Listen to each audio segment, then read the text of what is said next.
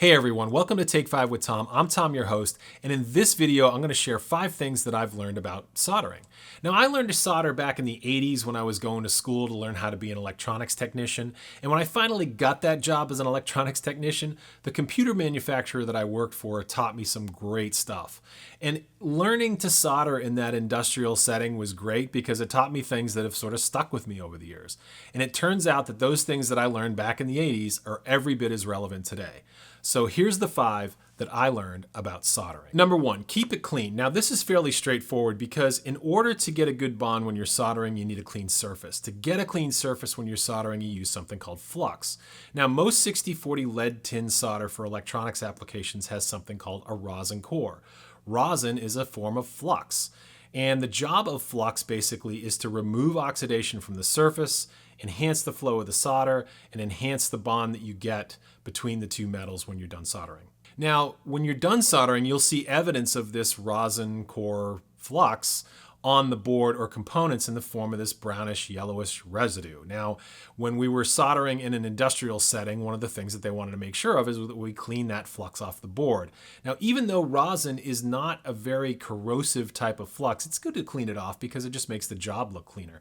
Now, the way I do it is I take some flux cleaner, I put it in one of those little push-up plastic dispenser bottles using a boar's hair brush and a Kim wipe to get the residue off the board and to make the job look nice and clean and finished. Now, when it comes to cleaning the soldering tip, you have a couple of options. You can use a damp sponge like the one that comes with your soldering iron, or you can use a water-free solution like this one I have from Weller that uses a brass mesh to clean the soldering tip. Now, the difference between the two is that the brass mesh water-free solution will prevent your tip from heating up and cooling down rapidly and lengthen the life of the tip. Number 2, it's all about heat transfer. Now, the thing you have to keep in mind when you're soldering is that it's not just about heating things enough to melt the solder. You have to heat the surface materials enough to create a new molecular bond and a new alloy with the solder. Now, if you've done this right, you'll get these nice shiny solder joints. If you've done it wrong, you'll get what's called a cold solder joint. And it's cold because all you've done basically is heated the solder enough to melt it onto the surface. And that results in a poor connection. It's going to create noise and a connection that could very easily come apart. Now, to get that great heat transfer, you need a great soldering iron. Now, most of the soldering irons that you'll see at the home improvement stores are adequate and they'll do the job just fine. But if you're going to be doing a lot of soldering, you'll probably want something nice like this Weller that I have that allows you to control the tip temperature more precisely. Solder itself will melt at 364.1 degrees, but in order to heat that surface material enough to create that new alloy, you really need to be in the range of 525 to 575. Another thing that you want to keep in mind is that you want to transfer enough heat to create that bond without damaging the components. And the way that you do that is you get the temperature high enough so you don't have to stay on the component for very long. Now, in order to make sure that you're transferring enough heat, the size of the tip is going to be very important.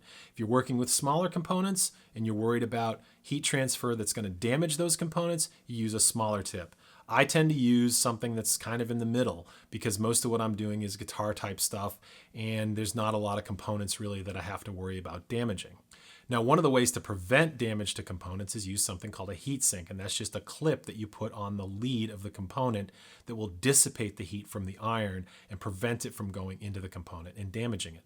Number 3, use lead tin solder. Now, I know there's a big movement out there to go to lead-free solder products, and there's a lot of good reasons for it, but even NASA has done studies that show that they are still not comfortable quite using it in their applications. So if it's good enough for NASA, it's good enough for me. I've tried lead-free solder and I can never get it to flow correctly. I always get better results with lead tin solder, so that's what I use. I don't solder enough to have to worry too much about the dangers associated with working with the lead solder, but that said, I still wear latex gloves and use a fume extractor when I solder. Number 4, make good mechanical connections.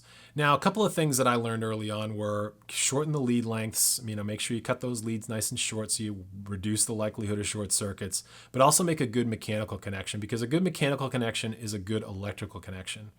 Now, I've seen people give tutorials on things like this where they're kind of loading up the solder on the eyelet, heating it up and then pushing the wire through, and that will work just fine. But if you were to instead make a little hook on the end of that wire, then insert it into the eyelet, squeeze it nice and tight with your needle nose pliers, and then apply the solder, you can have a much stronger mechanical and electrical connection. It's going to result in fewer problems overall. Number 5, desoldering. Now, I'm not going to talk about surface mount in this episode because that's a different category of problems and tools that you run into. The most common methods of solder extraction that you're probably going to run into are the handheld vacuum-based solder extractor, or solder sucker as we used to call them, and solder wick or solder braid.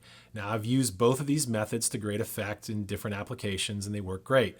The one thing that I will say about solder extractors is there's a couple of different types that I've come in contact with. One is this larger one that you see here, and that just kind of gives you more power and tends to get the job done better. It's a little bit larger, and sometimes it's not going to fit into smaller spaces, but I like it. The handheld one with the thumb-based extraction, thumb-based reset, never really seems to deliver enough power. Your mileage may vary. You might want to try those out.